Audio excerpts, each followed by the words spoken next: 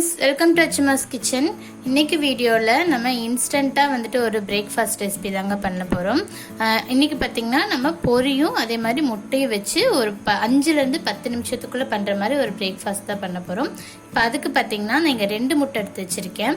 அது மாதிரி பாத்தீங்கன்னா ஒரு 4 கப்புக்கு பொரி எடுத்து வச்சிருக்கேன். இது வந்து நான் இப்போ ஒரு 1.5 கப் இதில் எடுத்து வச்சிருக்கேன். டோட்டலா பாத்தீங்கன்னா 4 கப் பொரி எடுத்துக்கணும். இப்போ நம்ம இந்த பொரியை வந்து கொஞ்சம் கொஞ்சமாக ஒரு பாத்திரத்தில் தண்ணி சேர்த்து வச்சுக்கோங்க. அந்த தண்ணியில் வந்துட்டு சேர்த்திடலாம். நம்ம வந்துட்டு இன்னைக்கு உப்புமா தான் பண்ண போகிறோம்.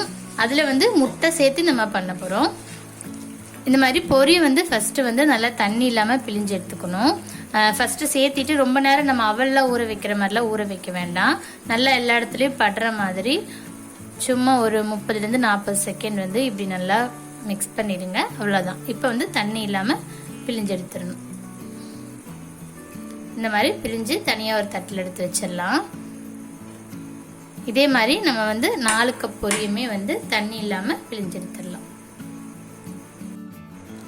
பாருங்க, இப்போ நம்ம 4 கப் பொரியும் வந்துட்டு நல்லா வந்துட்டு தண்ணி இல்லாமல் பிழிஞ்சு எடுத்து வச்சாச்சு. இப்போ வந்துட்டு நான் ஒரு பேன் வச்சிருக்கேன். இந்த பேனில் வந்துட்டு ஃபர்ஸ்ட் நம்ம ஒரு 2 ஸ்பூன் ஆயில் ஊற்றிக்கலாம். வந்து இந்த எண்ணெய் காஞ்ச உடனே நம்ம வச்சிருக்க 2 முட்டையை வந்து ஃபர்ஸ்ட் வந்து நம்ம உடைச்சு ஊற்றி லைட்டா வந்து ரொம்ப வந்து பொரியல் மாதிரி ரொம்ப பொடி பொடியா பண்ண வேண்டாம். கொஞ்சம் மீடியம் சைஸ்ல இருக்க மாதிரி நம்ம வந்துட்டு வணக்கி எடுத்துக்கலாம். நீங்க வந்து இப்படி இல்லாம நீங்க எல்லாமே வெங்காயம் எல்லாம் சேர்த்திட்டு கருவேப்பிலை எல்லாம் சேர்த்திட்டு நீங்க அதுலயும் வந்து டைரக்டா முட்டை உடைச்சும் பண்ணலாம். இல்லை இந்த மாதிரி முட்டையை வந்து ஃபர்ஸ்டே ஃப்ரை பண்ணி எடுத்துட்டு அதுக்கப்புறம் கூட நீங்க வந்து சேர்க்கலாம். இப்போ லைட்டாக இதுக்கு மட்டும் உப்பு சேர்த்திக்கலாம். ரொம்ப ஜாஸ்தி வேண்டாம், லைட்டாக சேர்த்திக்கோங்க.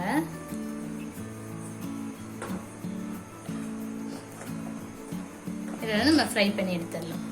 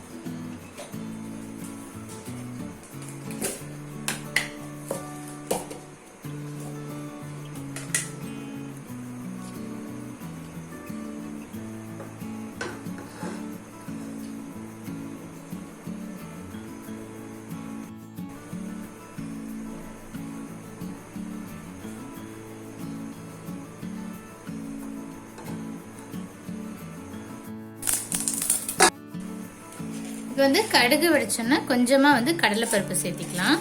இது கூட வந்து நீங்கள் உளுத்தம்பருப்பும் சேர்த்திக்கலாம். நான் வந்து இன்னைக்கு கடலைப்பருப்பு மட்டும்தான் சேர்க்குறேன். லைட்டாக கலர் மாற்றோம். லைட்டாக கலர் மாறினோடனே ஒரு பெரிய வெங்காயம் நீளமாக அரிஞ்சு வச்சுருக்கேன். இந்த ஒரு பெரிய வெங்காயம், அப்புறம் 4 வரமிளகாய் 2-3 வெட்டிக்கோங்க. 4 வரமிளகாய். அடுத்து கருவேப்பிலை இதெல்லாம் சேர்த்திட்டு வெங்காயம் வந்து நல்லா வந்துட்டு செவக்கணும். நல்லா ப்ரௌனிஷா ஆற மாதிரி வதக்கிக்கலாம்.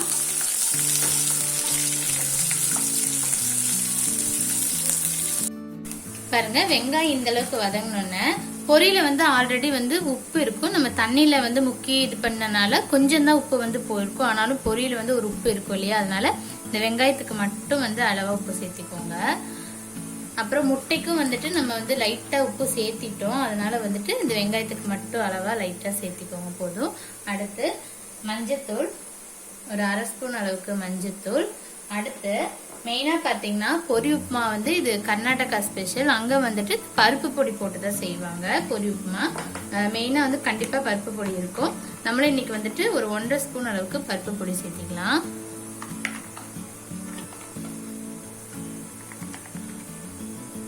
ஒரு 1.5 ஸ்பூன் அளவுக்கு இதையும் நல்லா வந்து வதக்கி விட்டுக்கலாம்.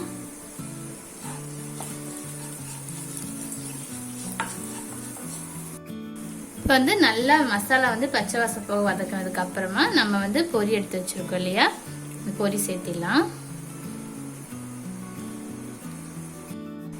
பொரி சேர்த்திட்டு கையோட நம்ம ஆல்ரெடி வதக்கி வச்ச முட்டையும் சேர்த்திப்போம்.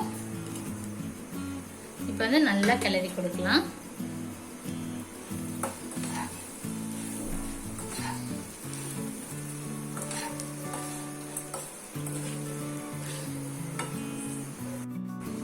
நல்லா கிளறினோன்னா லாஸ்ட்டாக கொத்தமல்லி தழை தூவிட்டு அடுப்பை வந்து இப்போ ஆஃப் பண்ணிடலாம்.